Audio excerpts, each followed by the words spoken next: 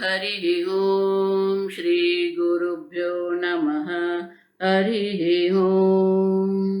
ॐ शन्नो मित्रः शं वरुणः शन्नो भवत्वर्यमा शन्न इन्द्रो बृहस्पतिः शन्नो विष्णुरुक्रमः। नमो ब्रह्मणे नमस्ते वायो त्वमेव प्रत्यक्षं ब्रह्मासि त्वमेव प्रत्यक्षं ब्रह्म वदिष्यामि ऋतं वदिष्यामि सत्यं वदिष्यामि तन्मामवतु तद्वक्तारमवतु अवतु माम् अवतु वक्तारम्। ॐ शान्ति शान्ति शान्तिः। ॐ सहना भवतु सहनौ भुनक्तु सह वीर्यं करवावहै तेजस्विनावधीतमस्तु मा विद्विषावहै। ॐ शान्ति शान्ति शान्तिः। सदाशिवसमारम्भां शङ्कराचार्यमध्यमाम् अस्मदाचार्यपर्यन्तां वन्दे गुरुपरम्परां। श्रुतिस्मृतिपुराणानाम् आलयं करुणालयं नमामि भगवत्पादं शङ्करं लोकशङ्करं शङ्करं शङ्कराचार्यं केशवं बादरायणं सूत्रभाष्यकृतौ वन्दे भगवन्तौ पुनः पुनः। ईश्वरो गुरुरात्मेति मूर्तिभेदविभागिने व्योमवद्व्याप्तदेहाय दक्षिणामूर्तये नमः। निधये सर्वविद्यानां विशदे भवरोगिणां गुरवे सर्वलोकानां दक्षिणामूर्तये नमः। ॐ नमः प्रणवार्थाय शुद्धज्ञानैकमूर्तये निर्मलाय प्रशान्ताय दक्षिणामूर्तये नमः। मंगलाचरण। ॐ नमः श्री शंकरानंद गुरुपादाम्बुजन्मने। ॐ नमः श्री शंकरानंद गुरुपादाम्बुजन्मने। सविलास महामोहग्राहग्रासैककर्मणे सविलास महामोहग्राहग्रासैककर्मणे।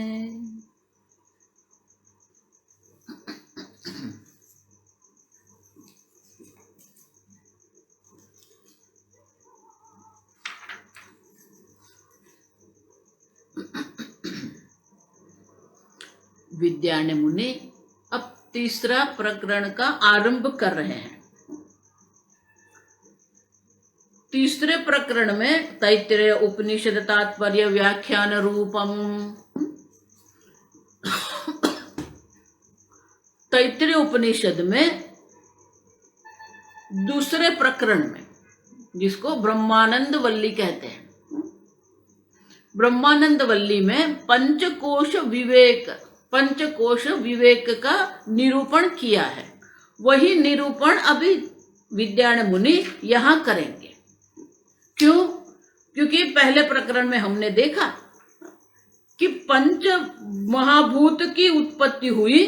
पंच महाभूत की उत्पत्ति जो हुई है उसके बाद पहले प्रकरण में, अब देखो, पहले प्रकरण में पंच महाभूत की चर्चा करने के बाद पंचकोश विवेक भी हमें करवाया था।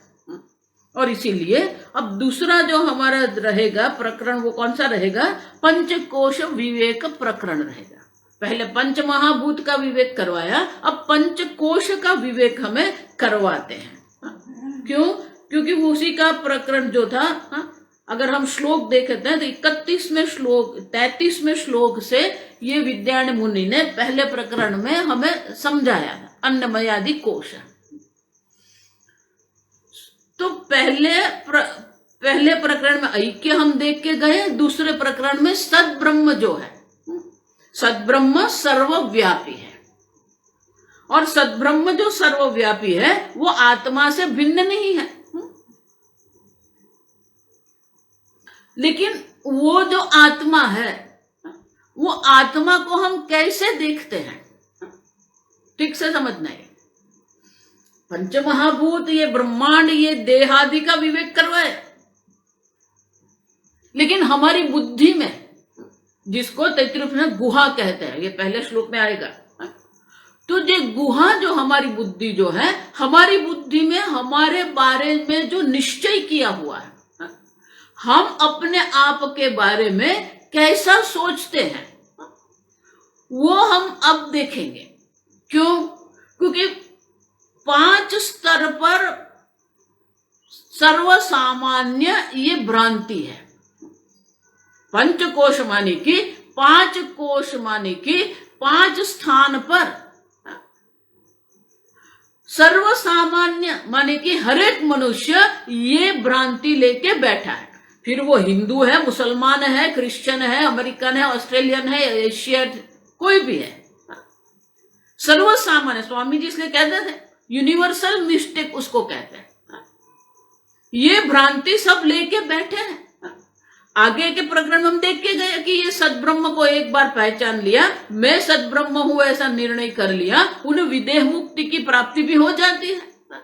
ये नाम प्राप्य न विमुह्यति। लेकिन वो जो है, हम अपने आप को कैसे देखते हैं, हमारी दृष्टि क्या है हमारे बारे में, और इसीलिए हमारी दृष्टि क्या है और वो दृष्टि भ्रांति है या दृष्टि है, वो देखना पड़ेगा। और इसीलिए तैत्तिरीय उपनिषद में ब्रह्मानंद वल्ली जो है, सत्यम ज्ञानम अनंतम ब्रह्म यो वेद निहितं गुहायाम परमे व्योमन।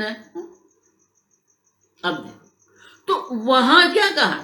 सत्यम ज्ञानम अनंतम ब्रह्म, सत्यम जो सत्स्वरूप है, त्रिकाले पे तिष्ठति, निर्विकारी, तीनों काल में रहने वाला, वो सत्य ब्रह्म है। ज्ञानम ब्रह्म, वो चैतन्य स्वरूप ब्रह्म है। अनंतम ब्रह्म, अनंत है। तो ये ब्रह्म जो अनंत है, सर्वव्यापी है, नित्य, काल में अनंत है जिसको नित्य कहते हैं, देश में अनंत है जिसको सर्वव्यापी कहते हैं। हर एक वस्तु में अस्थि अस्थि रूप से हमने देखा। आकाश अस्थि हम जब कहते हैं तो वो जो अस्तित्व जो है वो सद्ब्रह्म है। तो सर्व वस्तु में भी सद्ब्रह्म व्यापक है।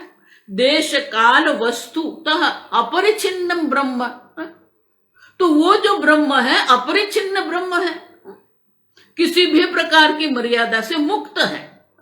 इसीलिए कहा अनंतम ब्रह्म।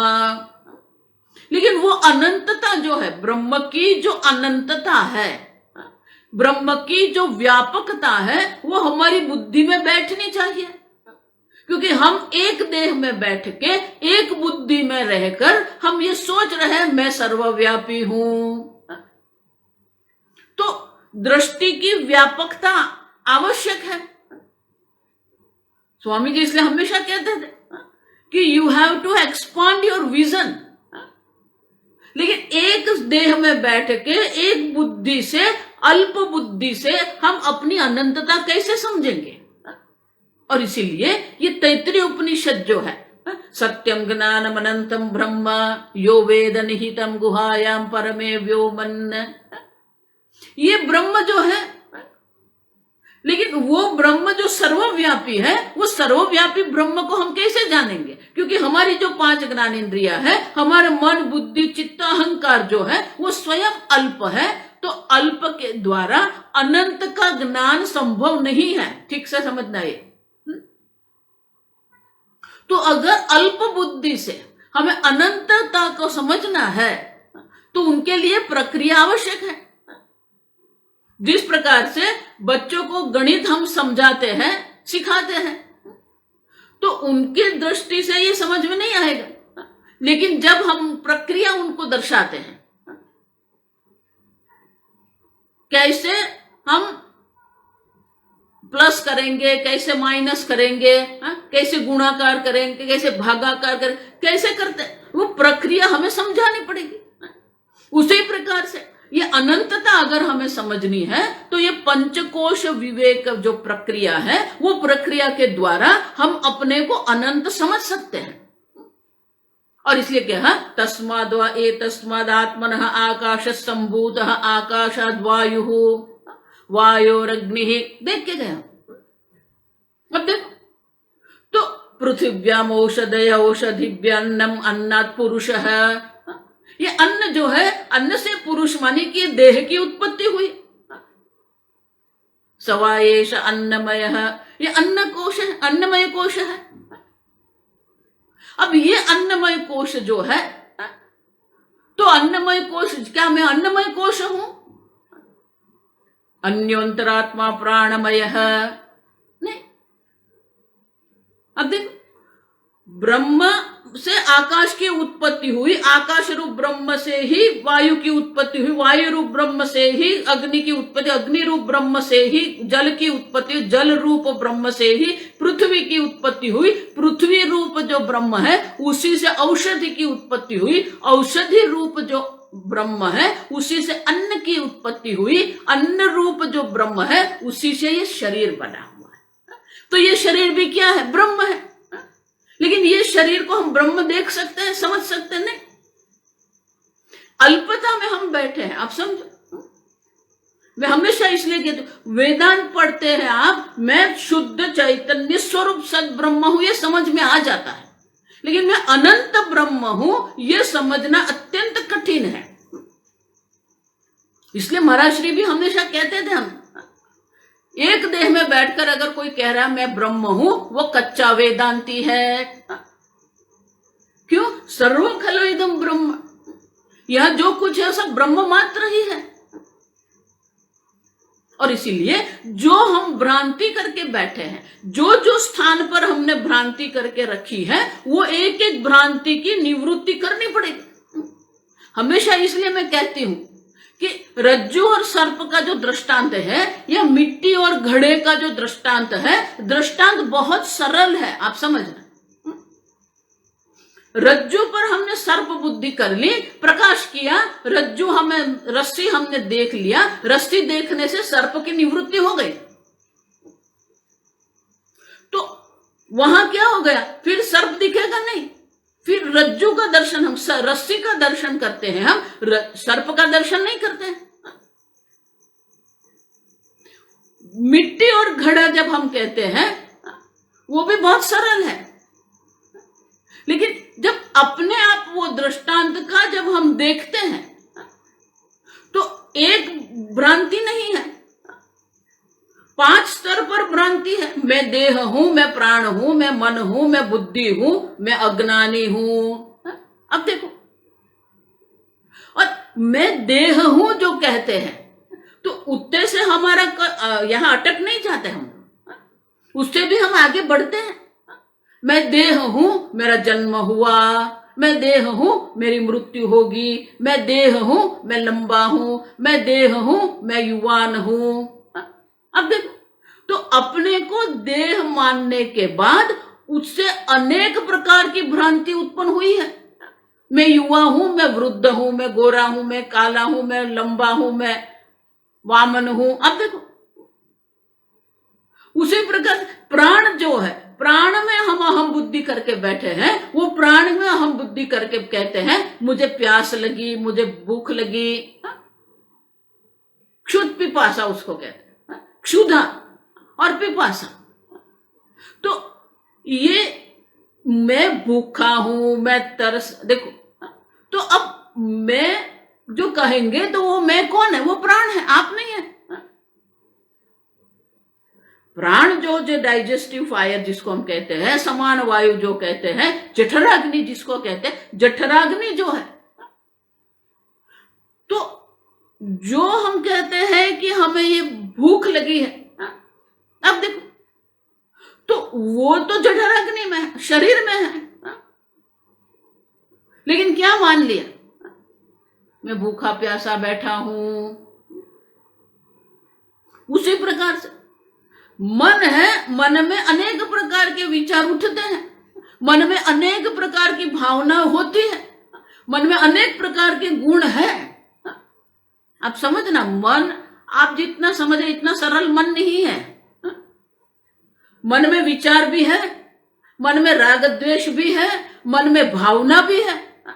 किसी से हम प्रेम करते हैं, किसी से हम डरते हैं, भय भी है मन में, प्रेम भी है मन में, ईर्ष्या भी मन में है, उदारता भी मन में है, करुणा भी मन में है। आप समझो, तो अनेक प्रकार की भावना है, अनेक प्रकार के विचार है, अनेक प्रकार के गुण मन में है, और वो मन का अपने आप पर अध्यारोप करके हम क्या कहते हैं, मैं दयालु हूं, मैं बहुत संवेदनशील हूं, मैं विक्षिप्त हूं, मैं शांत हूं, मैं भयभीत हूं। अब देखो, अनेक प्रकार से अपने आप पर हम अध्यारोप करके बैठे हैं। उसी प्रकार से बुद्धि का भी हमें अध्यारोप करके रखा है। मैं तेजस्वी हूं, मैं बुद्धिशाली हूं, मैं इंजीनियर हूं, मैं डॉक्टर हूं, मैं वकील हूं। अनेक प्रकार से हम अपने आप को समझ रहे हैं। मैं बुद्धू हूं। कई लोग पहली बार जब वेदांत में आते हैं, समझ में नहीं आता, तो वो लोगों को ऐसा लगने लगता है कि मेरी बुद्धि काम नहीं कर रही।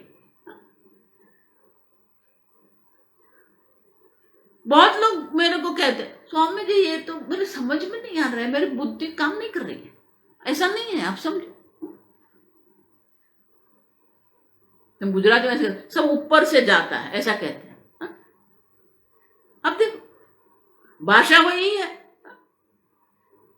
शब्द भी वही है, लेकिन जो ज्ञान है वो हमारी बुद्धि में नहीं जाता। पराविद्या जिसको कहते हैं, लौकिक विज्ञान जो है वो लौकिक विज्ञान हमें समझ में आता है, लेकिन जब पराविद्या के वेदांत विज्ञान की हम बात करते हैं तो वहां हमारी बुद्धि क्या होता है, ठप हो जाती है। तो एक दृष्टि से बुद्धि तेजस्वी है, एक दृष्टि से बुद्धि बहुत ही शार्प है, तीक्ष्ण है, लेकिन दूसरे विषय में वही बुद्धि का क्या होगा, नहीं काम करेगी। आप समझो, तो ये बुद्धि के जो गुण है वो तेजस्विता है कि वो तीक्ष्णता है कि वो समझ नहीं रही है, तो वो तो बुद्धि के गुण, लेकिन वो सब अपने आप पर हमने अध्यारोप करके रख दिया है। उसी प्रकार से मैं अज्ञानी हूं, मैं आज आनंद में हूं, आज मजा आ गई।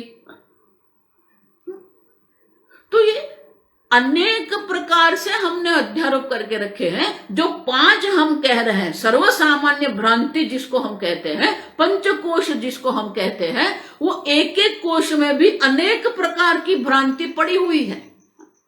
अब एक एक को पकड़ के हमें समझना पड़ेगा। और इसीलिए ये जो ब्रह्म है, यो वेद निहितम गुहायाम परमे व्योमने, ये जो ब्रह्म, जो सर्वव्यापी सद्ब्रह्म है, वो सर्वव्यापी है, तो सर्वव्यापी ब्रह्म को मैं कैसे समझूं? क्योंकि कोई भी ज्ञान है, कोई भी प्रकार का, किसी भी प्रकार का ज्ञान अगर आपको प्राप्त करना है तो वो ज्ञान तो बुद्धि में ही होगा। आप समझना ठीक से। आजकल जो ये चल रहा है beyond the mind, Swami ji हमको हमेशा हंसते थे, beyond the mind is only one thing and that is sleep, निद्रा।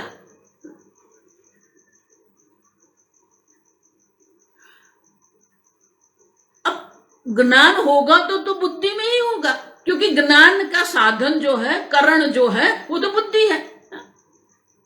जो निश्चय करना है आप कौन है, उसका जो निश्चय करना है, तो निश्चयात्मिका अंतःकरण वृत्ति जो है वो बुद्धि है।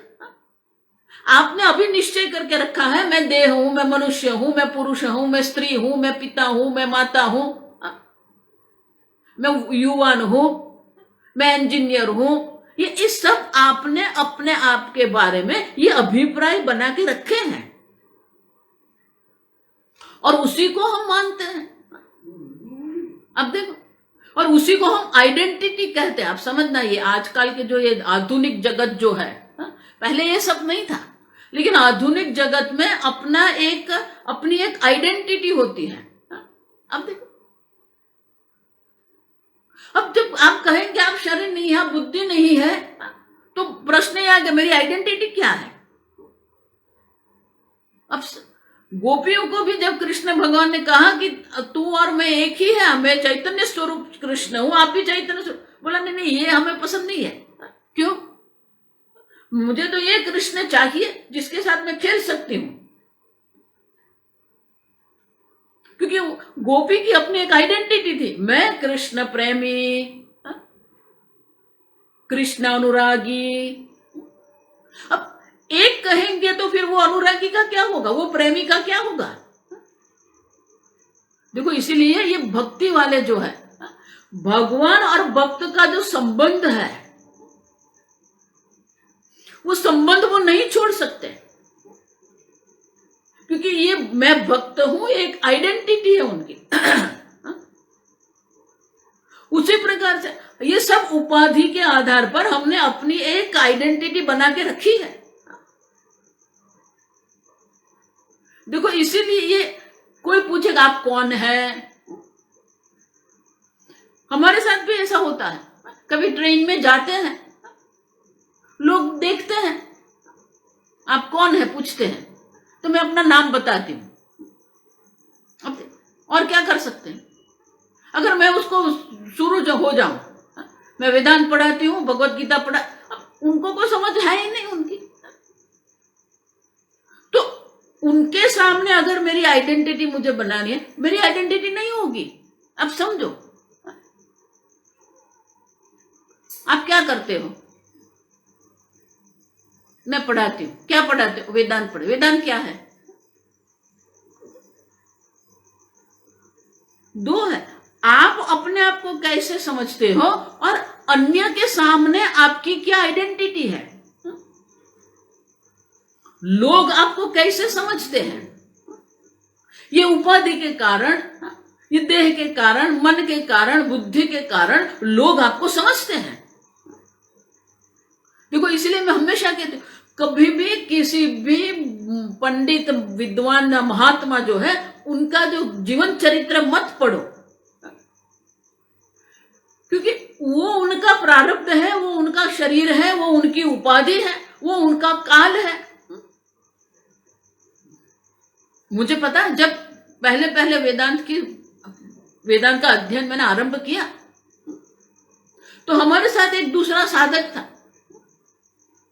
अब उसने वो रामकृष्ण परमहंस जो है, उनके वार्तालाप की पुस्तक है, वो पढ़ा था, और उसमें रामकृष्ण परमहंस की बहुत प्रशंसा है। देखो, मैं ऐसा नहीं कहती रामकृष्ण परमहंस ज्ञानी नहीं है, वो ज्ञानी है, लेकिन जब आप वार्तालाप पढ़ते तो वो ज्ञान की चर्चा है कि रामकृष्ण उपाधि की चर्चा है। जो भी आप वर्णन करेंगे वो उनकी उपाधि होगी, या तो उनके शरीर की कोई विशेषता होगी, या उनके मन की कोई विशेषता होगी, या उनकी बुद्धि की विशेषता होगी। अब समझो, तो हम अपने को भी देहादि से ही अपने आप की एक आइडेंटिटी बनाते हैं, और दूसरों को भी हम उसी दृष्टि से समझने का प्रयत्न करते हैं। तो हमारी बुद्धि ये पंचकोश में ही घूमती रहती है। अपने आप को आप देखेंगे या दूसरे को भी देखेंगे। अब समझ, जो उपाधि रहित है, जो सद्ब्रह्म है, जो सर्वव्यापी है, उनको आपकी बुद्धि में आपको समझना है। और इसीलिए ये सर्वव्यापी जो ब्रह्म है, वो सर्वव्यापी ब्रह्म मैं हूं, ये समझना है। तो ये समझने के लिए जो जो हमने भ्रांति करके रखी है, जो जो हमने भूल करके रखी है, सब भूल की निवृत्ति करनी पड़ेगी। एक दूसरा, आगे जो मैं कहती थी कि बुद्धि अल्प है, तो अल्प बुद्धि में सर्वव्यापी ब्रह्म का ज्ञान कैसे होगा। शास्त्र में उसको अखंडाकार वृत्ति कहते हैं। देख, और इसीलिए श्रुति माता स्वयं हमें वो उपाय दर्शाती है। यो वेद गुहायाम निहितम वेद, ये जानो, कहां जानो? गुहायाम, बुद्धि गुहा। अब देखो, ब्रह्म भले सर्वव्यापी है, लेकिन वो ब्रह्म का ज्ञान आपकी बुद्धि में हो सकता है। क्यों? क्योंकि वो बुद्धि में उपलब्ध है। It is available to know in your बुद्धि। और इसलिए कहा गुहायाम निहितम। वो गुहा, जो बुद्धि गुहा, उसमें क्या निहितम, छुपा हुआ है। मैं एक ही दृष्टांत इसलिए देती हूं, ये सर्वव्यापी ब्रह्म को आपकी बुद्धि में आपको समझना पड़ेगा। उनके लिए एक ही दृष्टांत मेरे पास है। सूर्य का जो प्रकाश है, सूर्य भले हमारे से बहुत दूर है, लेकिन सूर्य का जो प्रकाश है वो तो सर्वव्यापी है। हमारे सूर्य मंडल में कोई ऐसा स्थान नहीं है जहां सूर्य प्रकाश नहीं है। आपको दिखेगा अंधकार, अभी दिखेगा, तो बाहर आप जाएंगे आपको अंधकार दिखता है। तो अंधकार दिखता है और इसलिए हम ऐसा मान लेते हैं सूर्य प्रकाश नहीं है। ठीक से समझना है। तो क्या सही में सूर्य प्रकाश नहीं है? जो आकाश हमें काला दिख रहा है, वो आकाश जो काला हमें दिख रहा है, वहां सूर्य के प्रकाश की हाजिरी है कि नहीं? देखो, स्कूल में, शाला में हम पढ़ के आए हैं, भौतिक शास्त्र में हम ये पढ़ के आए हैं। वो वाक्य क्या है? प्रकाश अदृश्य है। आप कभी प्रकाश को नहीं देख सकते। और अगर प्रकाश को देखो, ये भगवान की जो सृष्टि है ना, सर्जन जो है, अत्यंत सूक्ष्म है। उनको समझना अत्यंत कठिन है। जो भगवान ने बनाया वो जहां पर है, जैसा है, वो ठीक ही है। तो ये आप समझो कि सूर्य का जो प्रकाश है वो अदृश्य है और आवश्यक है। अगर सूर्य का प्रकाश अदृश्य नहीं होता तो फिर आप प्रकाश देखेंगे, मुझे नहीं देखेंगे। आप समझ में आता है मैं क्या कहती हूं? अगर प्रकाश दृश्य है तो आप प्रकाश को ही देखेंगे। प्रकाश के द्वारा प्रकाशित वस्तु जो है वो आप नहीं देख सकते, क्योंकि आप प्रकाश देख रहे हैं। तो भगवान ने प्रकाश को अदृश्य बनाया, ये आवश्यक है। लेकिन वो प्रकाश जो है अदृश्य है।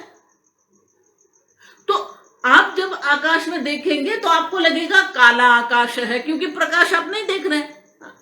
लेकिन इनका अर्थ यह नहीं कि वहां प्रकाश नहीं है आकाश में।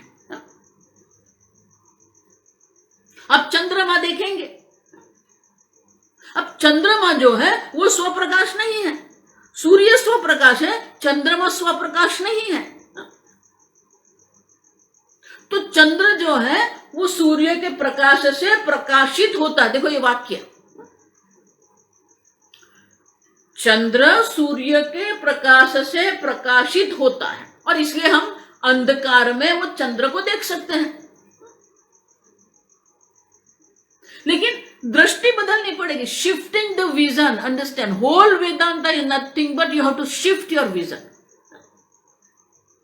आपको ये दृष्टि परिवर्तन करना पड़ेगा।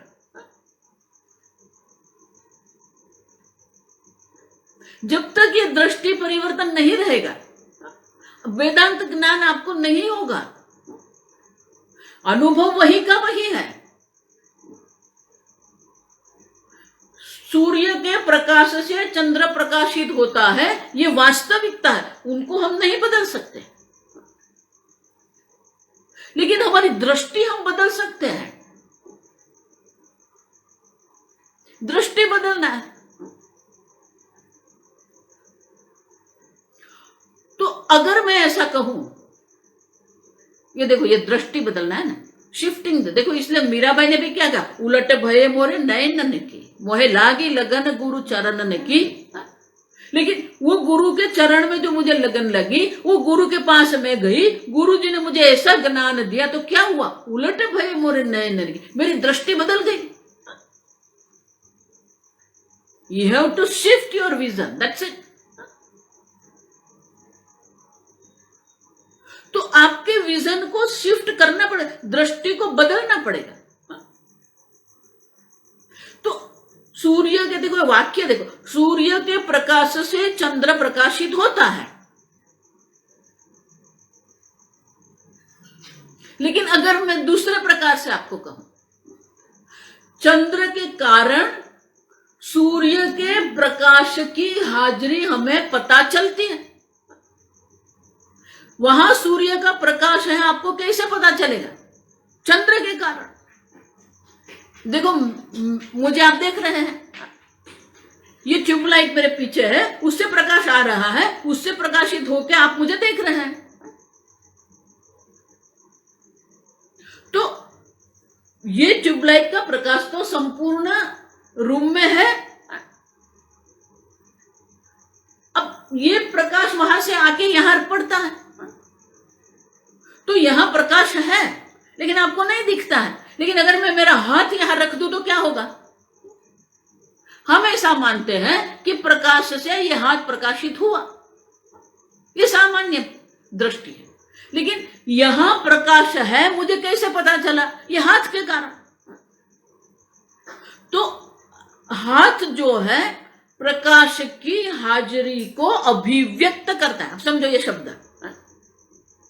यहां प्रकाश, ये स्थान पर प्रकाश है, वो अभिव्यक्त कौन किसके कारण हुआ, ये हाथ के कारण। आकाश में सर्वत्र प्रकाश है, वो कैसे पता चला, वो प्रकाश को अभिव्यक्त कौन कर रहा है, चंद्रमा। उसी प्रकार से ठीक से समझो कि हमारी बुद्धि जो है,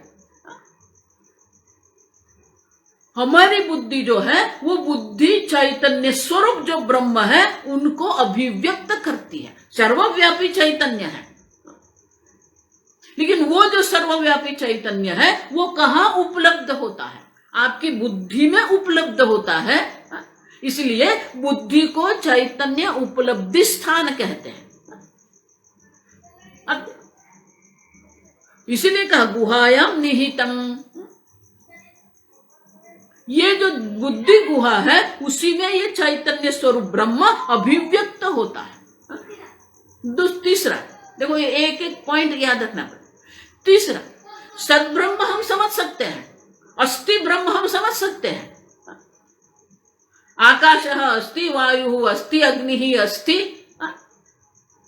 आपः सन्ति, भूमि अस्ति, ये सब हम समझ सकते हैं। सद्ब्रह्म समझना बहुत सरल है। सर्वत्र अस्ति अस्ति इति उपलब्ध। लेकिन चैतन्य जो है, सर्वत्र जो सद्ब्रह्म है वो चैतन्य स्वरूप ब्रह्म है। अब चैतन्य स्वरूप अगर वो ब्रह्म है तो वो चैतन्य सर्वव्यापी है। सर्वत्र आप सद्ब्रह्म को समझ सकते हैं। चित ब्रह्म जो है, ज्ञान ब्रह्म, ज्ञानम ब्रह्म जो है, उनको आप कैसे समझेंगे।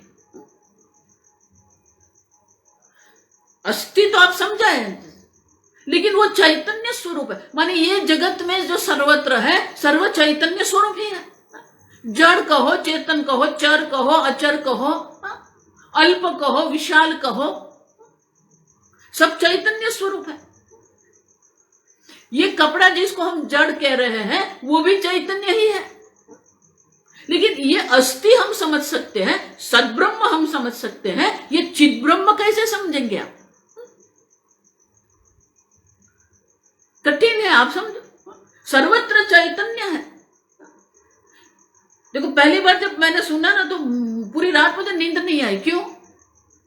क्योंकि जो हम कहते हैं ये टाइल्स है, तो ये भी चैतन्य है। पानी जो वो भी चैतन्य है, अन्न कहेंगे वो भी चैतन्य है, थाली कहेंगे वो भी चैतन्य है। चैतन्य सर्वव्यापी है। सर्वव्यापी चैतन्य जो है, सर्वव्यापी प्रकाश जैसे ये हाथ के कारण अभिव्यक्त होता है, उसी प्रकार से जो सर्वव्यापी चैतन्य है आपकी बुद्धि में वो अभिव्यक्त होता है। और इसीलिए चैतन्य ब्रह्म को अगर समझना है तो आपकी बुद्धि में ही वो अभिव्यक्त होता है, और जहां वो अभिव्यक्त होता है वहां ही आप उनको समझ सकते हैं। और इसलिए मैं कहती हूं कि बुद्धि से पर नहीं जाना है, मन से पर उठना नहीं है। ये इतने सारे महात्मा लोग हैं, इतनी गड़बड़ कर रहे हैं, beyond the mind, beyond the intellect. अब देखो, वो बुद्धि में उपलब्ध हो रहा है, सर्वव्यापी अनंत चैतन्य स्वरूप ब्रह्म जो है वो आपकी बुद्धि में उपलब्ध हो रहा है। इसीलिए उपनिषद कहते हैं यो वेद निहितम, यह वेद वो जो जानता है क्या, निहितम गुहायाम, ज्ञान तो आपको बुद्धि में ही होगा।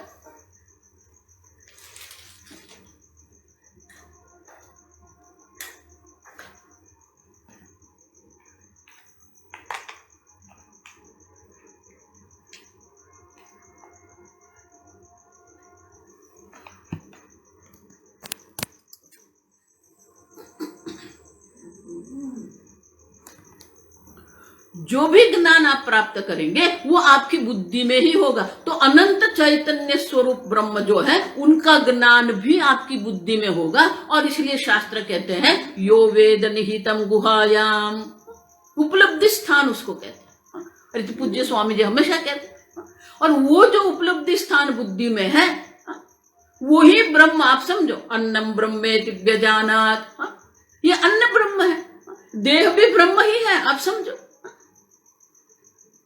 लेकिन ये अन्न मात्र है नहीं, अन्योंतरात्मा प्राणमय है, ये प्राणम ब्रह्मेति व्यजानात्, ये प्राणमय जो है वो भी ब्रह्म है, चैतन्य स्वरूप ब्रह्म है।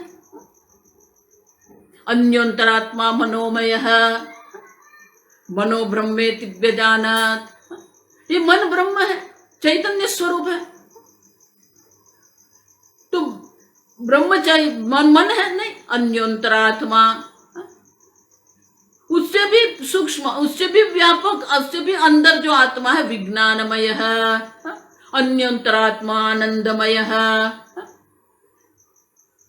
वो आनंदमय नहीं, ब्रह्मपुच्छम प्रतिष्ठा,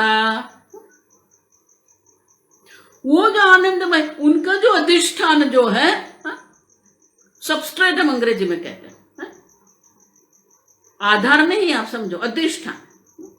घड़े का अधिष्ठान मिट्टी है, घड़े का आधार मिट्टी नहीं है। आधार कहेंगे तो आधार और आधेय दो जो है द्वैत होगा। लेकिन अगर कहेंगे घड़े का अधिष्ठान मिट्टी है तो वो ऐक्य है वहां पर। तो जो आनंदमय है उनका जो अधिष्ठान वो क्या है, ब्रह्मपुच्छम प्रतिष्ठा। तो ब्रह्म से आरंभ करके उपसंहार भी ब्रह्म में ही किया। अब समझो, जो ब्रह्म है वो अन्नमय ब्रह्म है, प्राणमय ब्रह्म है, मनोमय ब्रह्म है, विज्ञानमय ब्रह्म है, आनंदमय ब्रह्म है। और आनंदमय का भी जो अधिष्ठान है वो चैतन्य स्वरूप ब्रह्म है। और इस प्रकार से ये अनंतता हमें समझनी पड़ेगी। अन्नमय कोश, पंच कोश के द्वारा ये ब्रह्म जो है, जो आपकी बुद्धि में उपलब्ध हो रहा है, जो चैतन्य स्वरूप ब्रह्म है, जो सर्वव्यापी है। देखो, अब जब हम पढ़ते थे तो ये तैत्तिरीय उपनिषद का जब हम अध्ययन कर रहे थे स्वामी जी के साथ, तब एक प्रश्न उठा था कि अगर कोई विवेक करेगा तो विवेक के द्वारा एक बात उनको तो स्पष्ट हो जाती है, मैं चैतन्य स्वरूप हूं, मैं चैतन्य स्वरूप दृष्टा हूं, मैं प्रमाता हूं।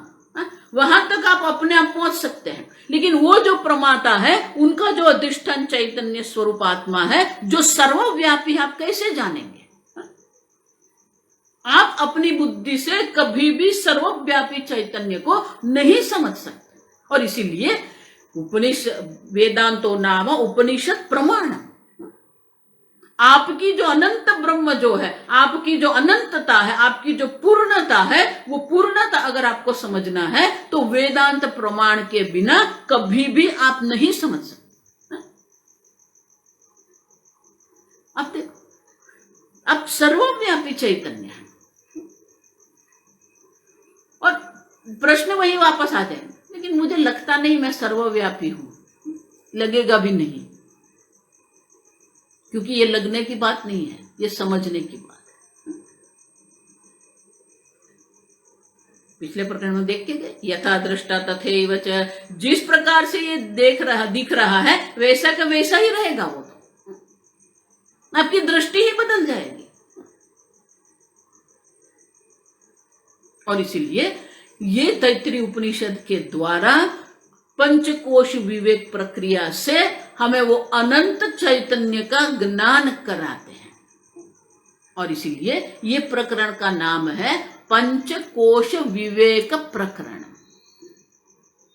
ये प्रकरण के द्वारा ही हम समझ सकते हैं कि कैसे हम पंचकोश से भी पर, ये 5 जो भ्रांति है, वो भ्रांति से हम कैसे ऊपर उठ सकते हैं। अन्नमय में ही रहकर आपको कहना पड़ेगा अन्नमय मैं नहीं हूं, प्राणमय में रहकर ही आपको कहना पड़ेगा मैं प्राणमय नहीं हूं, मनोमय में रहकर ही आपको कहना पड़ेगा मैं मनोमय नहीं हूं, विज्ञानमय में रहकर ही आपको कहना पड़ेगा मैं विज्ञानमय नहीं हूं। आप देखो, आप जहां है जैसे है वैसे ही रहेंगे, आपकी दृष्टि बदल जाए। और इसीलिए ये अनंतता, पूज्य स्वामी जी हमेशा कहते थे कि ये अनंत ब्रह्म जो है, होलनेस अंग्रेजी में कहते हैं, स्वामी जी से बहुत मजाक करते थे, this is a wholeness without whole, HOLE hole जो छिद्र, और WHOLE मानी पूर्ण, अनंत। तो स्वामी जी ऐसे बोलते थे, the Brahman is whole without the hole. कोई ऐसा स्थान नहीं है जहां आपका अभाव है। पिछले प्रकरण देखा, कोई ऐसा समय नहीं है जब आपका अभाव का आपको अनुभव होता है। उसी प्रकार से कोई ऐसा स्थान नहीं है, कोई ऐसा काल नहीं है जब आपके अभाव का अनुभव होता है, नहीं होता है। उसी प्रकार से कोई ऐसा स्थान नहीं है जहां आप नहीं हैं। और इसीलिए ये तैत्तिरीय उपनिषद के द्वारा ही हम ये समझ सकते हैं। तो ये तैत्तिरीय उपनिषद जो है, वो तैत्तिरीय उपनिषद के जो प्रक्रिया है, वो प्रक्रिया का आधार लेके ही विद्यायन मुनि ने ये सुंदर प्रकरण की रचना की है। तैत्तिरीय उपनिषद तात्पर्य व्याख्यान रूपम, इसीलिए ये पंचकोश विवेक प्रकरण जो है तैत्तिरीय उपनिषद की ही व्याख्या करने वाला है। और उसमें पंचकोश विवेकाख्यम, और वो व्याख्यान का विषय क्या रहेगा, पंचकोश का जो विवेक हम करेंगे। प्रकरणम आरंभण आचार्य ये प्रकरण का आरंभ कर रहे हैं, पंचकोश विवेक प्रकरण का आरंभ कर रहे हैं। तत्र श्रोतृ प्रवृत्ति सिद्धये सप्रयोजनम अभिधेयम सूचयन्। तो श्रोतृ प्रवृत्ति सिद्धये माने कि श्रोतृ की बुद्धि में उनकी भी ये प्रकरण के अध्ययन के लिए प्रवृत्ति हो, उनमें रुचि उत्पन्न हो जाए, अभिरुचि उसमें हो जाए। तो श्रोतृ के बुद्धि की प्रवृत्ति की सिद्धि के लिए ये पहला श्लोक देते हैं कि हम क्या कहने वाले हैं, क्यों कहने वाले हैं। उतना ही नहीं, सप्रयोजनम, ये प्रयोजन क्या है उसका, अभिधेयम सूचयन मुखतः चिकीर्षितम ग्रंथम। मुखतः मानी स्पष्ट रूप से ये ग्रंथ का विवरण कर रहे हैं। आगे हम देख के गए कि पहला श्लोक हमेशा क्या करता है, 2 बात है, जो श्रोता है उनकी बुद्धि में रुचि उत्पन्न करता है, और वो ये प्रकरण का प्रयोजन क्या है वो भी हमें दर्शाते हैं। और इसलिए कहते हैं श्रोतृ प्रवृत्ति सिद्धये, श्रोतृ के मन में ये प्रकरण के अध्ययन के लिए प्रवृत्ति सिद्ध हो, इसीलिए। और सप्रयोजनम, उनके प्रयोजन जो है, ये प्रकरण का प्रयोजन क्या है वो दर्शाने के लिए सूचयन मुखतः, स्पष्ट रूप से उनको दर्शाने की इच्छा से ही ग्रंथम प्रतिजानीते, ये ग्रंथ की प्रतिज्ञा करते हैं। प्रतिज्ञा माने कि ये प्रथम श्लोक कहते हैं कि ये ग्रंथ, ये नया प्रकरण, ग्रंथ माने पूर्ण ग्रंथ नहीं, ग्रंथ माने नया प्रकरण।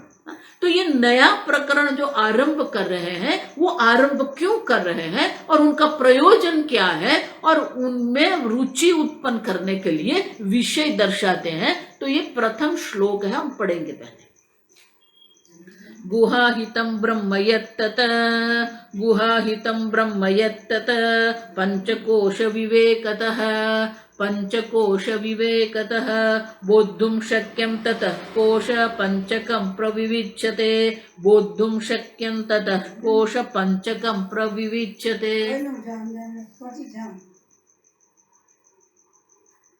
गुहाहितं ब्रह्म यत्तत् पंचकोश विवेकतः बोद्धुं शक्यं,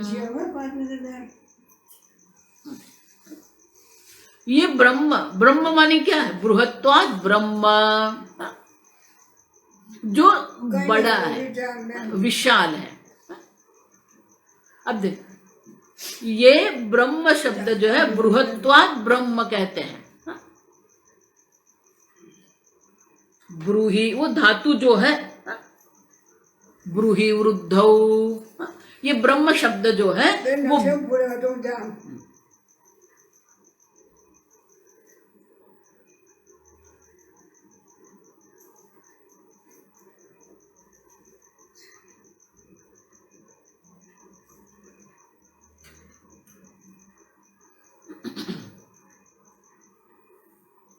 ब्रूहि वृद्धौ, ब्रूह धातु है। अब कोई भी जो धातु है, धातु का अपना एक अर्थ होता है, वृद्धि। वृद्धि माने विशाल होना, वृद्धि होना। तो विशालता जिसको हम कहते हैं, तो विशालता एक विशेषण है, आप समझो, महान, बड़ा। तो ये विशेषण है। अब विशेषण जो है वो कोई एक पदार्थ को विशेषित करता है। शंकराचार्य बहुत सुंदर दृष्टांत देते हैं। महत नील उत्पल। अब देखो, उत्पल माने क्या है? अन्य पुष्प नहीं, उत्पल कमल। और वो कमल कौन से रंग का है? नीलम। महत, तो महान, बड़ा, नीले रंग का कमल। तो ये विशेषण क्या करते हैं? विशेषण की व्याख्या क्या है? अब समझना, सजातीयेभ्यः व्यावर्तकत्वं विशेषणम। अनेक पुष्प है, अनेक पुष्प से अलग कर दिया उत्पलम, सजातीय। अब अनेक प्रकार के कमल है, वो कमल जो है वो जाति है, उसी से भी अलग कर दिया। क्यों? महत, बड़ा। तो तालाब में अनेक प्रकार के कमल है, वो जो कमल है उसी में से अलग कर दिया। सजातीय विवर्तक, विवर्तक माने अलग करना। तो बड़ा कह दिया, तो अब हमारी दृष्टि छोटे पर नहीं जाएगी, बड़ा कहाँ है देखेंगे हम। तो हम जब देखते हैं तो बहुत सारे बड़े कमल हैं, तो वो बहुत सारे जो बड़े कमल है उसी में से एक कमल को पकड़ना, नीलम। हम देख, या तो उल्टा भी हो सकता है, नीलम उत्पलम। नीलम नील रंग का है, तो बहुत सारे नील रंग के, उसमें से एक को अलग करना है, महान। वो जो बहुत सारे नील उत्पल, नील कमल जो है उसी में से एक बड़ा वाला जो नील कमल है उसको अलग करना। तो विशेषण क्या करता है? अपने सजाति जो है उसी से उनको एक अलग करके हमको बताते हैं, उसको विशेषण कहते हैं। सजातीयेभ्यः विवर्तकत्वात् विशेषण। अब ब्रूहि कहेंगे बड़ा, हम देख, तो ये विशेषण है। महान, विशेषण जो है, ये महान विशेषण जो है, ये वस्तु को विशेषित करता है, लेकिन जिस वस्तु को वो विशेषित करेगा उसी से वो मर्यादित हो जाएगा। भले हम कहेंगे महान, बड़ा, लेकिन वो बड़ापन, जो विशालता जो उनकी है, वो विशालता उनकी मर्यादित हो जाती है। कैसे? हम कहेंगे बड़ा चूहा, बिग रैट, तो अब बड़ा हो गया, कितना बड़ा? कुत्ते के कद का तो नहीं होगा ना वो। तो उनका क्या हो गया? वो जो बड़ा शब्द है, उनके साथ जो भी विषय आप दर्शाते हैं, वो विषय वो बड़े विशालता को मर्यादित कर देते हैं। बड़ा चूहा, बड़ी बिल्ली। अब देखो, तो जो जो विषय को वो विशेषित करता है, वो विषय उसकी विशालता को मर्यादित कर देते। समझते हो? तो अगर महान आप कहेंगे, लेकिन वो महत्ता जो उनकी है, विशालता जो उनकी है, वो विषय से मर्यादित हो जाती है। बड़ा पर्वत, पर्वत बड़ा हो गया, कितना बड़ा होता है? सबसे बड़ा पर्वत एवरेस्ट है, और आजकल चल रहा है एवरेस्ट 1-2 फुट लंबा हो गया। तो ये पर्वत है, बड़ा पर्वत कितना बड़ा हो सकता है? तो विशाल विशेषण जो है, वो जिसके साथ जुड़ेगा उनकी मर्यादा उनको लगेगी। लेकिन अगर विशाल जो विशेषण है, उसी को अगर हम नाम बना देंगे, विशेषण नहीं, वो नाम बना देंगे, तो फिर उनको मर्यादित करने का कोई विषय, कोई पदार्थ, वस्तु रहेगी नहीं। और इसलिए कहा ब्रह्मा।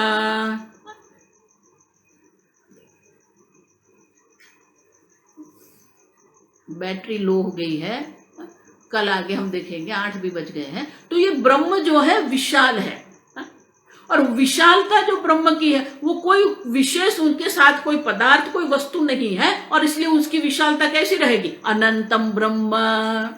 तो ब्रूह धातु जो है, उसको नाम बना दिया, और नाम से साथ कोई दूसरा पदार्थ नहीं है, विशेषित करने वाला कोई पदार्थ नहीं है, और इसीलिए वो महान, उनकी कोई मर्यादा नहीं। इसलिए ब्रह्म जो है कि बृहत्वाद ब्रह्म, बृहत्वाद ब्रह्म माने कि जो विशाल है, जो अनंत है, जिसके कोई अंत नहीं। अनंत माने अंत नहीं, लिमिटलेस है वो। और इसीलिए ब्रह्म शब्द के द्वारा ही हमें आगे पढ़ना पड़ेगा कि ये ब्रह्म मानी चैतन्य, जो सर्वव्यापी चैतन्य है। और वो जो सर्वव्यापी चैतन्य जो ब्रह्म है, वो कहाँ उपलब्ध होता है? गुहायाम। तो कल हम वो गुहा शब्द कल हम देखेंगे। ओम स्वस्ति प्रजाभ्यः परिपालयन्ताम् न्यायेन मार्गेण महिं महिषाः गोब्राह्मणेभ्यः शुभमस्तु नित्यं। लोकाः समस्ताः सुखिनो भवन्तु। काले वर्षतु पर्जन्यः पृथिवी सस्यशालिनी। देशोऽयं क्षोभरहितः ब्राह्मणाः सन्तु निर्भयाः। ओम सर्वेषां स्वस्तिर्भवतु, सर्वेषां शान्तिर्भवतु, सर्वेषां पूर्णं भवतु, सर्वेषां मङ्गलं भवतु। सर्वे भवन्तु सुखिनः, सर्वे सन्तु निरामयाः, सर्वे भद्राणि पश्यन्तु, मा कश्चित् दुःखभाग् भवेत्। असतो मा सद्गमय, तमसो मा ज्योतिर्गमय, मृत्योर्मा अमृतंगमय। ओम पूर्णमदः पूर्णमिदं पूर्णात् पूर्णमुदच्यते पूर्णस्य पूर्णमादाय पूर्णमेवावशिष्यते। ओम शांति शांति शांति। हरि ओम। श्री गुरुभ्यो नमः। हरि ओम।